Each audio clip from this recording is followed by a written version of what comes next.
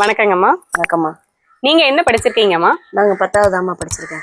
10ஆம் வகுப்பு படிச்சிருக்கீங்க. ஆனா 1330 திருக்குறளையும் உங்க பிள்ளைக்கு சொல்லி கொடுத்து சாதனை படைக்க வச்சிருக்கீங்க. ரொம்ப பெரிய விஷயமா, வாழ்த்துக்கள். இது எப்படி உங்களுக்கு சாத்தியமாச்சு?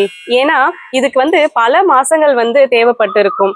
பல மாணவர்கள் திருக்குறளை படிக்கிறதுக்கே சிரமப்படுறாங்க. புதுசா படிக்க படிக்க பழச மறந்துகிட்டே வருவாங்க. ஆனா நீங்க உங்க மகளை இவ்வளவு வேகமா, இவ்வளவு சரளமா திருக்குறளை சொல்றதுக்கு நீங்க என்ன மாதிரியான பயிற்சி கொடுத்தீங்கம்மா? அதை பத்தி சொல்லுங்க.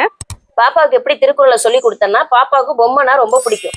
அப்ப நான் சாட்லாம் வாங்கி இந்த வீட்டுல இருக்க அந்த வேஸ்ட் இந்த கலர் பேப்பர்லாம் இருக்கும், அதெல்லாம் எடுத்து நிறைய அழகா பொம்மை செஞ்சு அந்த பொம்மையை நல்லா கலர் கட்சி வச்சு அதை நல்லா கலர் அடிச்சு அதுக்குள்ள நல்லா திருக்குறள் அழகா எழுதி, முதல்ல திருக்குறள்னாவே எனக்கே தெரியாது, இருந்தாலும் அந்த புக்கில் உள்ளதை அப்படியே பார்த்து எழுதி, அதுக்கு பொருளும் தெரியாது, அதை எழுதி கலர் அடிச்சு அவளுக்கு பிடிச்ச மாதிரி ஒரு பொம்மை ரெடி பண்ணி வச்சிருவேன்.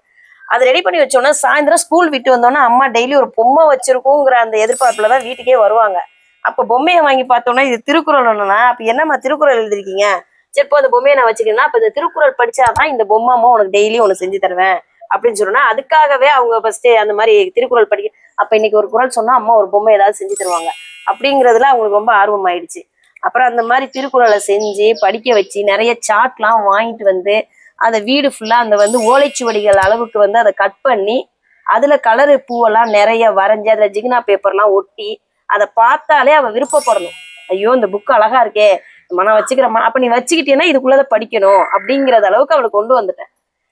ஒரு ட்ரெஸ் நம்ம அவளுக்கு பண்ணணும்னா அந்த ட்ரெஸ்ல கூட அங்கங்க ஒரு அகர முதல எழுத்தெல்லாம் அந்த ஒரு குறள் இருந்துச்சுன்னா அங்கங்க ஒரு முன்னாடி பேப்பர்ல மட்டும் அழகா கலர் கட்சியில எழுதி அதுல அந்த ட்ரெஸ்ஸுக்கு வச்சு தைக்கிற மணிகள்லாம் வச்சு கோத்து, அது என்னமோ அவளுக்கு அந்த திருக்குறளை 1330 குறளும் சொல்லி கொடுத்துடணும்.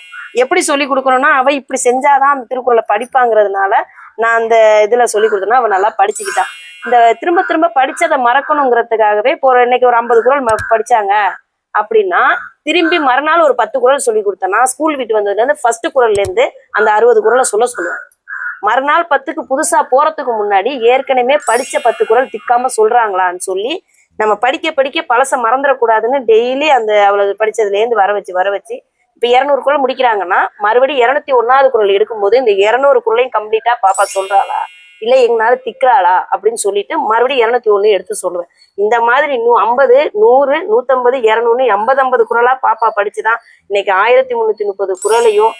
அவங்க அப்பாவோட கடின உழைப்பும் இருந்துச்சு, என்னோட முயற்சி இருந்துச்சு, பாப்பாவோட ஆர்வம் இருந்துச்சு, எல்லாமே சேர்ந்து இருந்ததுனாலதான் இவ்வளவு குறுகிய காலத்துல குறுகிய நேரத்துல பாப்பா அந்த திருக்குறளை அவளால கத்துக்க முடிஞ்சிச்சு.